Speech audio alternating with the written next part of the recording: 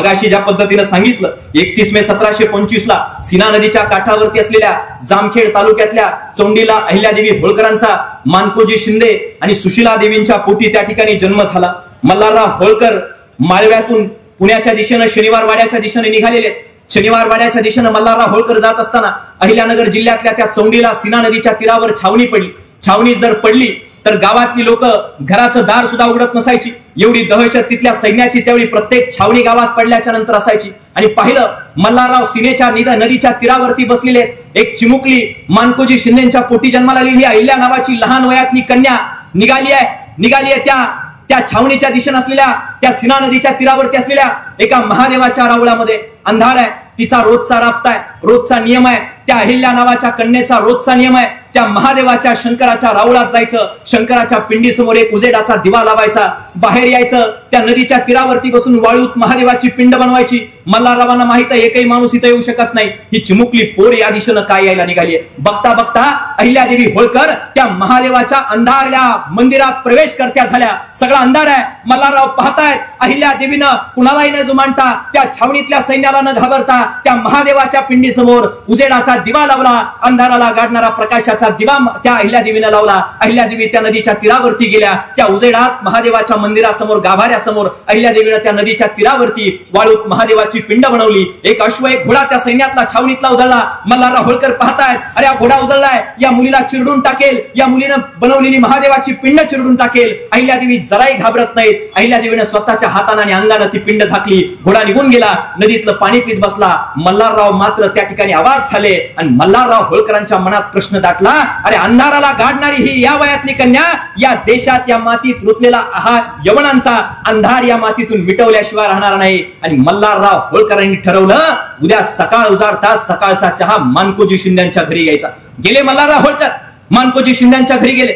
मानकोजी शिंद्यांना सहज सांगितलं टाकाला जावं आणि भांड लपवणारी जात माझी नाही मानकोजी, माझी इच्छा आहे, माझा मानस आहे ती तुमची अहिल्या नावाची कन्या माझ्या खंडेराव नावाच्या पुत्रासाठी मला पत्नी म्हणून खंडेरावासाठी त्या ठिकाणी हवी आहे। विवाहाची मागणी घातली। मानकोजी शिंद्यांना आनंद झाला, अरे पेशव्यांचे सगळ्यात विश्वास असणारे मल्हारराव होळकर स्वतःच्या पुत्रासाठी आपल्या मुलीला त्या ठिकाणी मागणी घालतायत। 1733 ला अहिल्यादेवींचा खंडेरावांच्या सोबत विवाह झाला, हा इतिहास समजून घ्या। आणि मग आमच्या जवळच्या या महाराष्ट्राच्या मातीतल्या अगदी आमच्या जवळच्या आमच्या पुण्यश्लोक अहिल्यादेवी बघता बघता इंदोरच्या मातीत गेल्या। इंदोरच्या कोंदरामध्ये अहिल्यादेवी नावाचा हिरा, अहिल्यादेवी नावाचं हे सोनं चमकायला लागलं। अहिल्यादेवींचा त्या ठिकाणी राबता वाढला। एक गोष्ट लक्षात घ्या, अहिल्यादेवी होळकरांच्याकडे पाहत असताना आज मध्य प्रदेश उत्तर भारतातली लोक अभिमानाने अहिल्यादेवी होळकरांचा वसा आणि वारसा मिरवल्याशिवाय राहत नाहीत, हे आम्हाला लक्षात घ्यावं लागेल। मधल्या सन 2022 साली या देशाच्या संसद सचिवालयाच्या वतीनं देशातून 25 युवकांची निवड करण्यात आली होती। त्या 25 युवकांमध्ये या महाराष्ट्राचा प्रतिनिधी म्हणून माझ्या भाषण क्षमतेवरती माझी निवड झाली। देशाच्या संसदेमध्ये 3 दिवस जाऊन बसण्याचं सौभाग्य मला प्राप्त झालं। पार्लमेंटमध्ये 3 दिवस बसलो, पार्लमेंट कशी चालते याचा अभ्यास केला, विविध मंत्र्यांच्या खुर्च्यांवर बसायला प्राप्त झालं। आणि त्यावेळी पार्लमेंट मधून संध्याकाळच्या वेळेला आमच्या राहायची व्यवस्था जिथं असेल तिथं जर आम्ही गेलो, संध्याकाळी 25 राज्यातून आलेली देशभरातली 25 पोरं आम्ही एकत्रित बसायचो, एकमेकांच्या सोबत चर्चा करायचो। एके दिवशी त्या 3 दिवसातल्या एके दिवशी बसलेल्या आमच्या सगळ्या 25 मुलांच्या सोबतीनं एक बिहारचं पोरग आमच्या जवळ आलं। राजस्थान मधल्या पोराला त्यानं प्रश्न केला, आप कहां से हो भाई? राजस्थानचं पोरग म्हणताय मैं राजस्थान की मिट्टी से हूं। तसं ते बिहारचं पोरग त्याला सांगताय याने की महाराणा प्रताप की मिट्टी से तुम हो। त्या राजस्थानच्या पोराचा माथा उन्नत झाला, अरे माझ्या मातीची ओळख महाराणांच्या नावानं आहे। माझ्याकडे ते बिहारचं पोरग आलं, मला म्हणताय आप कहां से हो भाई? मी म्हणालो मैं महाराष्ट्र की मिट्टी से हूं। त्यावेळी ते बिहारचं पोरग मला म्हणताय याने की आप छत्रपति शिवाजी महाराज को जन्म देने वाली महाराष्ट्र की मराठी मिट्टी से हो। आणि त्याच वेळी ते पोरग मध्य प्रदेशच्या मुलाच्याकडे गेलं, त्याला विचारते आप कहां से हो भाई? मध्य प्रदेशचं पोरग म्हणताय हम एमपी से है, मध्य प्रदेश से है। ते बिहारचं पोरग म्हणताय याने की वो मंत्री मामा शिवराज सिंह चौहान, वो देश के मंत्री ज्योतिरादित्य सिंधिया उनकी भूमि से तुम हो। तसं मध्य प्रदेशचं ते पोरग चौताळलं। रागाच्या आवेशात त्या बिहारच्या पोराला म्हणतं झालं त्या दिल्लीच्या संसदेच्या सदनासमोर, ना कोई मामा शिवराज सिंह चौहान, ना कोई ज्योतिरादित्य सिंधिया, अरे अहिल्यादेवी होलकर की भूमि है हमारा मध्य प्रदेश, अहिल्यादेवी होलकर की भूमि से हम है। त्यावेळी त्या संसदेच्या प्रांगणात असलेला महाराष्ट्राचा पुत्र म्हणून मी अभिमानानं सांगता झालो, अरे छत्रपती शिवाजी महाराजांची भूमी म्हणून जशी माझ्या महाराष्ट्राची ओळख आहे, अगदी त्याच ताकदीनं पुण्यश्लोक अहिल्यादेवी होळकरांना जन्म देणारी सुद्धा चौंडीची माती आमच्या महाराष्ट्राच्या मातीत आहे, त्या अहिल्यादेवींची सुद्धा माती आहे. अरे मध्य प्रदेश नावाच्या राज्याला, उत्तर प्रदेश सारख्या राज्याला सुद्धा अहिल्यादेवी होळकरांच्या कर्तृत्वाचा अभिमान वाटतोय. मग महाराष्ट्राच्या मातीतल्या मराठी माणसांना अहिल्यादेवींचा कर्तृत्वाचा अभिमान वाटलाच पाहिजे. त्या उंचीचं हे अहिल्यादेवी होळकरांचं चरित्र आहे. हे अहिल्यादेवी होळकरांचं चरित्र आज तुम्हाला मला प्रत्येकाला या कार्यक्रमाच्या निमित्तानं समजून घेणं मला वाटतं गरजेचं आहे. 1733 ला विवाहाच्या नंतर इंदोरला स्थायिक झालेल्या, इंदोरला केलेल्या अहिल्यादेवी होळकर, एका गोष्टीची कल्पना करा. आज महाराष्ट्राच्या मातीत सकाळी टीव्ही जर आम्ही उघडली, सकाळपासून संध्याकाळपर्यंत कुठल्या घटना वडीलधाऱ्यांना, माता मावल्यांना आम्हाला पाहायला मिळत आहे. एखादं हगवणे नावाचं कुटुंब आमच्या समोर टीव्हीवरती येत आहे. सुनेला इवल्याशा काही रुपयांपायी, इवल्याशा काही गोष्टीपायी सुनेचा छळ करत, जाच करत तिला आत्महत्येला प्रवृत्त करणाऱ्या लाखो हजारो घटना महाराष्ट्राच्या मातीत पाहायला मिळत आहेत. अरे ज्या काळामध्ये चूल आणि मूल इथपर्यंतच या देशातली बाई आणि आमची आई मर्यादित होती, अरे घोषामध्ये या देशातल्या महिलांना जगावं लागत होतं. अशा परिस्थितीमध्ये स्वतःच्या सुनेला पोटची लेक बनवत राज्यकारभाराची सूत्र त्या लेकीच्या लेक समजून सुनेच्या हातामध्ये देणारे मल्हारराव होळकर नावाचे सासरे आमच्या अहिल्यादेवी होळकरांना प्राप्त झाले होते. लक्षात घ्या, हा इतिहास आपल्याला आजच्या काळात समजावून सांगावा लागेल, हा इतिहास ठणकावून सांगावा लागेल. अहिल्यादेवी होळकर त्यावेळी खंडेरावांच्या सोबतीनं मल्हाररावांनी त्यांना तलवार चालवायचं शिक्षण दिलं. आपल्याला कल्पना असावी म्हणून सांगतो, भारत खंडामध्ये, या भारत भूमीवरती त्यावेळी अहिल्यादेवी होळकरांचा हात धरू शकेल असा धनुर्धर कुणी नव्हता. इतक्या उत्तम ताकदीचं धनुष्य चालवण्याचं कौशल्य अहिल्यादेवी होळकरांना त्यावेळी प्राप्त होतं. हा अहिल्यादेवी होळकरांचा इतिहास आहे. अहिल्यादेवी होळकर लहानपणापासून विभिन्न गोष्टी त्या ठिकाणी शिकायला लागल्या आणि बघता बघता अहिल्यादेवी होळकरांचा संसार अतिशय उत्तम उदात्तपणे चाललेला असतानाच अचानकपणे अहिल्यादेवी होळकरांच्या संसाराला ग्रहण लागलं. अहिल्यादेवींच्या गळ्यातल्या काळ्या मणांना कुणाची तरी नजर लागली. अहिल्यादेवींचे पती खंडेराव कुंभेरीला झालेल्या लढाईमध्ये 1754 ला खंडेराव मारले गेले. अहिल्यादेवींवर दुःखाचा डोंगर कोसळला. आपला पती मारला गेलाय. त्यावेळच्या समाजाची रीत आहे, त्यावेळची समाजाची प्रथा आहे. अरे पती जर मारला गेला तर पत्नीनं चिता रचून त्या चितेत सती म्हणून जायचं, स्वतःचं जीवन संपवायचं. अहिल्यादेवी होळकर रचलेल्या चितेमध्ये स्वतःचं जीवन संपवायला जवळपास निघाल्याच होत्या. मल्हाररावांच्या कानावर बातमी पोहोचली, आपली अहिल्या चितेमध्ये सती जायला निघाली आहे. मल्हारराव धावतच गेले. सती जात असलेल्या अहिल्या मातेसमोर गुडघे टेकले, डोळ्यात पाणी आणलं आणि मल्हारराव होळकर सांगतायत, माझा एकुलता पुत्र खंडेराव तर गेला, पण अहिले तुझ्या डोळ्यामध्ये मी माझ्या पुत्राची ती शौर्याची जबाबदारी पाहतोय. तू जर सती गेली तर मी कुणाच्या नेत्रांकडे, कुणाच्या मुखाकडे पाहून हा राज्यकारभार चालवायचा.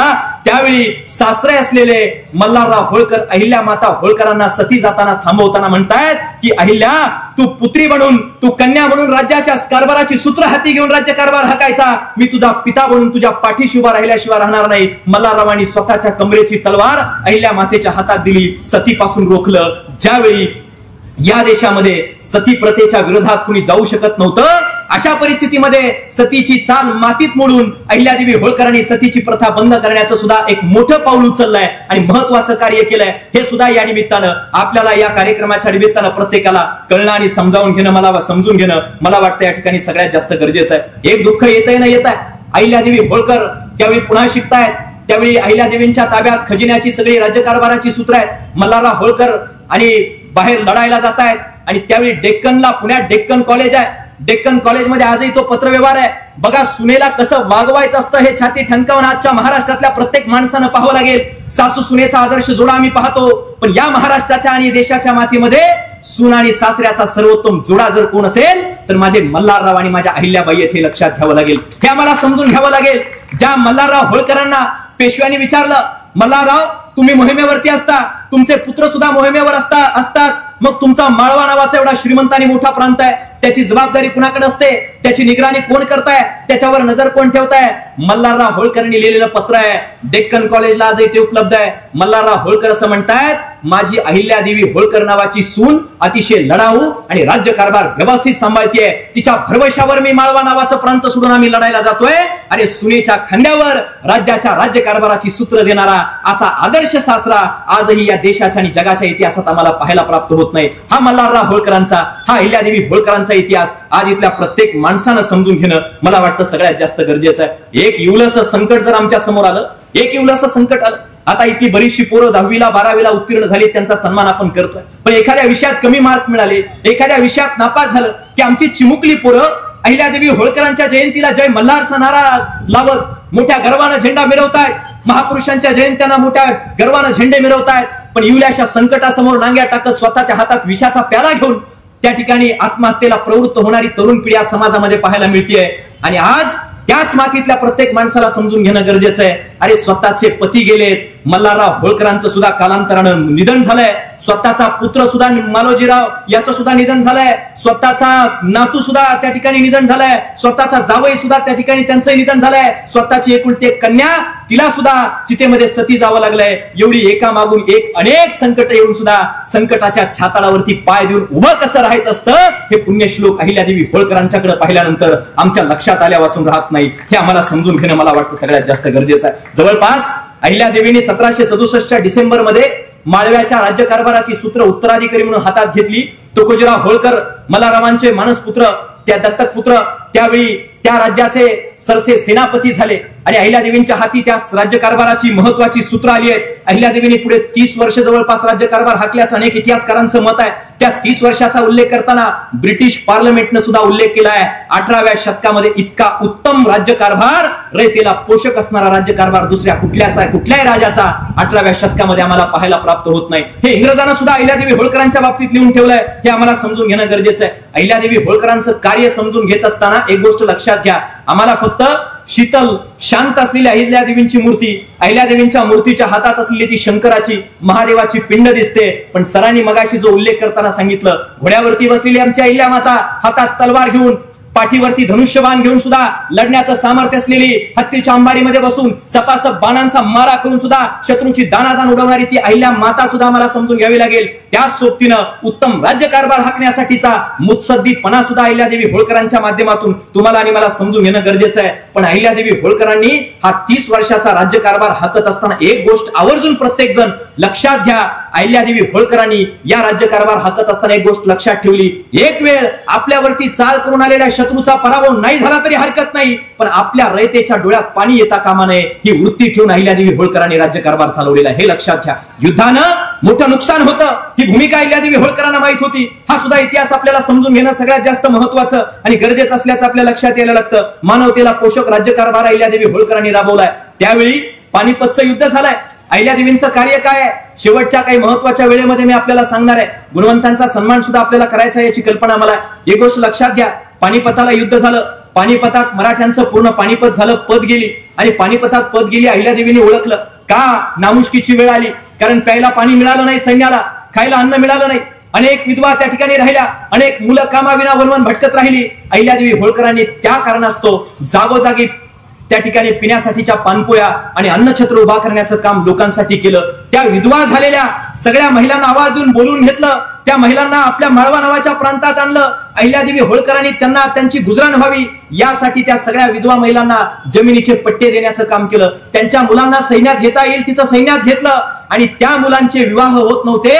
या देशाच्या नाही जगाच्या पाठीवरती या जगातला सगळ्यात पहिला सामूहिक विवाह सोहळा घडून आणत त्या मुलांचा विवाह करून देण्याचं काम सुद्धा पुण्यश्लोक अहिल्यादेवी होळकरांनी केलेलं आहे. हा अहिल्यादेवींचा इतिहास आहे. हे अहिल्यादेवी होळकरांचं कार्य आहे. त्या विधवा महिला विनाकामाच्या घरी बसून राहू नयेत, त्यांच्या हाताला काम मिळावं. अहिल्यादेवी होळकरांनी हैदराबाद मधून विणकर बोलवले.